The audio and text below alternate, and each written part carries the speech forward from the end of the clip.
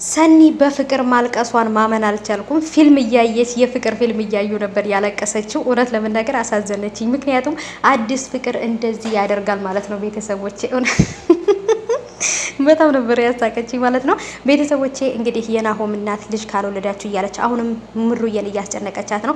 ኪራ አሁን ላይ ጽናት ትግስት ስላጣች ጽናት ጸባዩ ስለተቀየረ በጣም ተጨንቆ ከጓደኛው ጋር ሲያወራ ነበረ። የኪራም ጓደኛ ደግሞ እነ ኪራ ቤት ያለችው ልጅ ቤት ውጪ ቤት ልከራይልሽ እያላት ነው። የወደዳትና ያፈቀራት አልመሰላችሁም? እኔ የወደዳት መስሎኛል። ግን ቢዋደዱና አብረው ቢሆኑ በጣም ደስ ይለኛል። እሷም ለቤተሰቦቿ ብላ ነው መጥፎ ስራ ስትሰራ የነበረው። አሁን ግን ከዛ ስራ ወጥታለች። ስለዚህ አብረው ቢሆኑ በጣም ደስ ይለኛል። እናንተስ ምን ትላላችሁ? ሰላም ሰላም፣ ውድ የተከበራችሁ የቻናሌ ቤተሰቦች እንዴት ናችሁ? ከኔ ጋር ሁሉ ሰላም ነው። ሰላማችሁ ይብዛልኝ ባላችሁበት ውድ ቤተሰቦቼ። ለቻናሌ አዲስ ከሆናችሁ ሰብስክራይብ አድርጋችሁ ቤተሰቡን ነባሮች እንኳን በሰላም መጣችሁ ብያለሁ። እነ ጽናት ቤት እንግዲህ አሁንም ድብድቡ ወይንም ደግሞ መቧቀሱ መሰዳደቡ እንግዲህ ንጭንጩ ወይንም ጠቡ አላቋረጠም።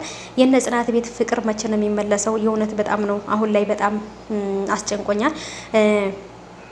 ጽናትና ማን ነው ሰኒዬና ክብሮም ደግሞ ያሉበት የፍቅር ሁኔታ በጣም ነው ደስ የሚለው።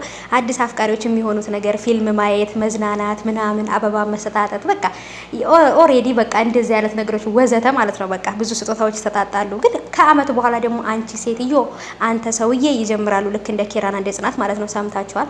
እነ ኪራና እንደ ጽናት ቤት ያለው ነገር ግን እንዲህ መቼ ነው የሚወጣው? ወይ ደግሞ ቤት ይቀይሩ።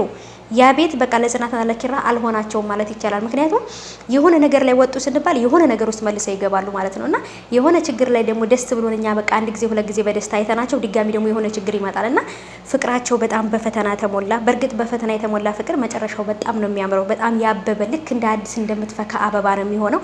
ግን ደግሞ ይሄን ሁሉ ነገር ለማለፍ ደግሞ ትዕግስት ይጠይቃል። ጽናት ደግሞ ትዕግስት የሚባል የላትም። ምክንያቱም ብዙ ነገሮችን ልጇን ሁሉ እስከማጣት ደርሳለች። በዚች ቤቲ በምትባል ሰይጣን ማለት ነውና ስለዚህ ቤቲ እዛ ቤት እስካለች ድረስ በጭራሽ የነ ኪራ ቤት ሰላም ሊሆን አይችልም ማለት ነው ቤተሰቦቼና ስለዚህ የኔ ሀሳብ ቤቲ እዛ ቤት ብትወጣ ኪራ እየተመላለሰ እዛው ከናቷ ቤት ቢያስታምማት አሪፍ ነው።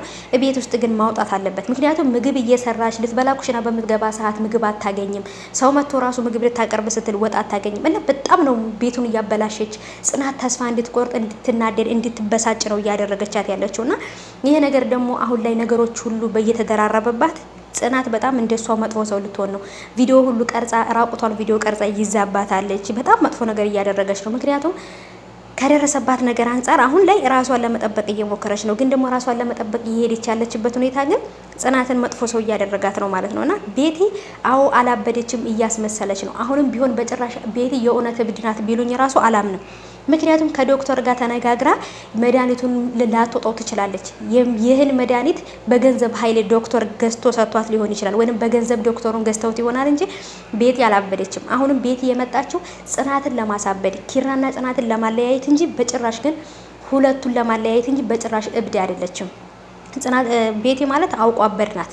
በተለይ ደግሞ ይቺና ኪራ ቤት ያለችው ልጅ በጣም ነው የሚገርማት የምታደርገው ነገር፣ በቃ ለማጥፋት የምታደርገው ነገር፣ ጽናትን የምታያት አስተያየት በቃ በጣም ነው የሚያስፈራት። ምክንያቱም የጥላቻ አይን ነው የምታያት። የሆነ ነገር ስትል ይቺ ሴት መጥፎ ናት ነው የምትለው። ኪራ ፊት ለፊት ራሱ ይቺ ሴት ትቆጣኛለች፣ ይቺ እኮ ጽናት እኮ መጥፎ ሴት ናት ነው የምትለው ለኪራ ራሱ ማለት ነው። ይሄ ማለት በቃ የጽናትን ጉዳት ነው የምትፈልገው ማለት ነው። እብድ ሆና እንኳን ራሱ ማትለቃት የእውነት ራሱ እብድ ብትሆን በቃ ጽናትን በጣም ነው የምትጠላት ማለት ነውና ስለዚህ በጣም ትልቅ አስፈሪ ነገር ነው በነ ኪራና በጽናት መሀል ላይ እየመጣ ያለው። በኋላ ላይ ግን ምን ሊፈጠር እንደሚችል አላውቅም። የእናንተን ሀሳብ አስተያየት እስቲ ኮሜንት አስቀምጡልኝ። እኔ ቤቲ ከዛ ቤት ካልወጣች ጽናት በጭራሽ ሰላም ልትሆን አትችልም። ቤተሰቦቼ ጽናት ቤቲ እዛ ቤት መውጣት አለባት ማለት ነው። ምክንያቱም ሁሉም ሰው እዛ ቤት ካልወጣች ጽናት በጭራሽ ሰላም ሆና እንደማትኖር ሁሉም ሰው ያውቃል። ስለዚህ ቤቲ መውጣት አለባት ከዛ ቤት ማለት ነው ቤተሰቦቼ። እና ቤተሰቦቼ እንግዲህ የጽናትና የኪራ መጨረሻ በጣም ነው የናፈቀኝ። እናንተም ደግሞ እንግዲህ እናንተ ፍቅር ሆናችሁ ሰላም ሆናችሁ ማየት ነው የናፈቀኝ እያላችሁ ነው በኮሜንት ማለት ነው። እኔ ራሴ በጣም ናፍቆኛል። መጨረሻ ላይ እንግዲህ በደንብ የምናየው ይሆናል። እውነት ጽናት አሳዝናለች።